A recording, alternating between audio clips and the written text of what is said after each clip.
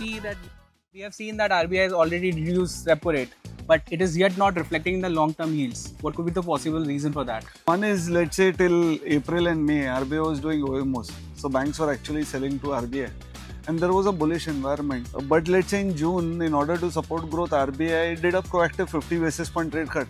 But the negative thing was they also changed the stance to neutral. The hope of further rate cuts reduces. If interest rates are not going to go down, then the scope for capital gains reduces. Yeah. Second reason is that let's say there is a change in bank guidelines. Yields were heading higher. They used to buy the bonds in their HTM. And in subsequent year, whenever yields go down, they transfer from HTM to AFS and they could do unlimited amount.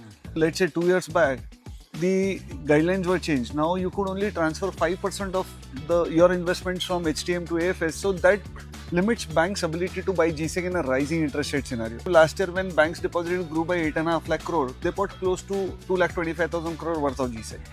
But this year, when their deposits have actually grown higher to 9 lakh crore, they have bought only 50,000 crore worth of GSEC. So, and the third factor is that even in the longer end, which is largely longer duration papers are bought by insurance companies like LIC and pension funds. Right. What we have seen is that pension funds are now allowed to invest 10% more in equities. Yeah. So their amount of investment in longer duration bonds is reducing.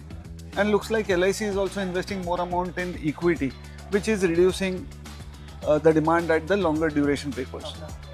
Plus, supply of bonds at the longer end has increased. So demand-supply mismatch has led to widening of spreads between 10-year and 30-year. And we have seen 30-year yields also going up. So broadly, these are the factors. But today, let's say if you would have heard Nirmala Sitharaman, she also mentioned that these high bond yields are Not sustainable. or probably are not appreciated.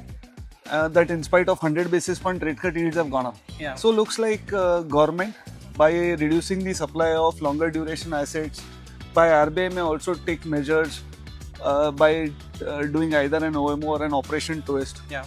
Or probably, let's say, the supply of papers at the longer end may reduce. FinMin, or government, which is the owner of PSU banks, can ask banks to buy some more GSEC. Statement from Nirmala Sitharaman. That gives comfort that probably bond yields have peaked and should trend lower, and we should see better transmission, let's say, over the course of next 6 months.